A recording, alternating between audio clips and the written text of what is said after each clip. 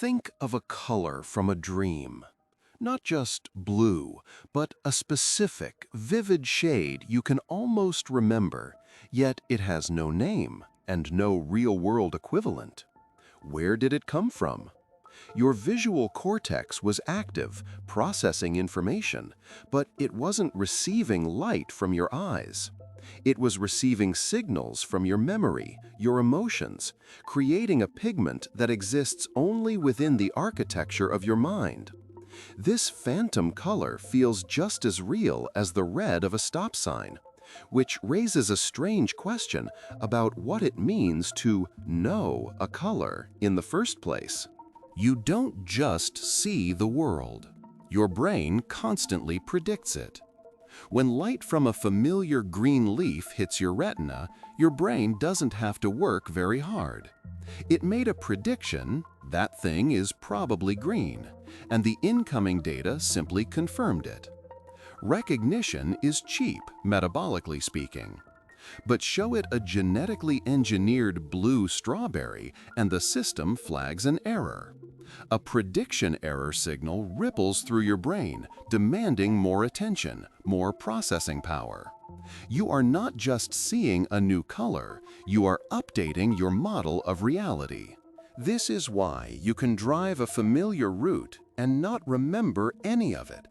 Your brain was on autopilot, its predictions consistently correct, requiring no conscious oversight. You recognized everything, but you didn't truly see it. Novelty is what forces you to see. The first time you saw the ocean, your brain had no accurate prediction file. It had to build the experience from scratch, forging new connections to define that specific shade of cyan, the texture of the foam, the glint of the sun. The memory is strong because your brain had to work to create it. Close your eyes and picture the color red. Where is it? It's not on the back of your eyelids. There isn't a little projector in your skull painting an image on a mental screen. The experience of red is a distributed process. A specific pattern of neurons fires, linking the concept to memories of fire trucks, to the taste of cherries, to the feeling of warmth, to the word R-E-D. Your brain isn't storing a JPEG of the color, it is recreating the relationship between all the things you associate with it. The feeling of knowing a color is separate from the act of seeing it. Neuroscientists have observed that familiarity is like a tag your brain adds to a perception. When this system misfires, you can experience jamais vu, the unsettling feeling that something intimately familiar is suddenly foreign. Imagine looking at a green lawn and suddenly having no concept of what green is.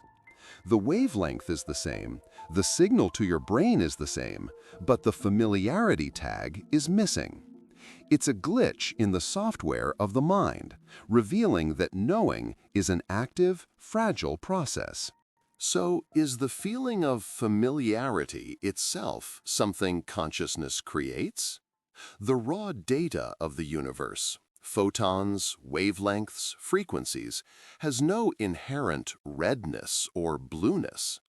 These qualities, or qualia, are the subjective textures of our inner world.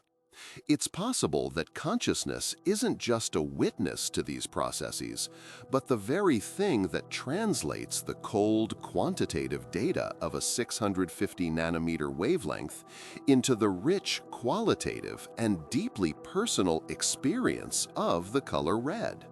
Without it, there might only be information, but no experience. This means the sky blue you know is not the same as the one I know. Our experiences are built on different memories, different neural wiring, and different associations. We use the same label, sky blue, to agree on a shared reality, but the underlying experience is fundamentally private. You carry a palette of colors in your mind that is uniquely yours, shaped by every sunset you've seen, every painting you've admired, and every dream you've had. The colors you already know are not just perceptions of the world, they are reflections of you. Monotony has grown fast. Nearly 2,700 people have watched in the last few weeks, yet less than 0.03% are subscribed. It would mean a lot if you joined by hitting subscribe. And again, thanks for watching.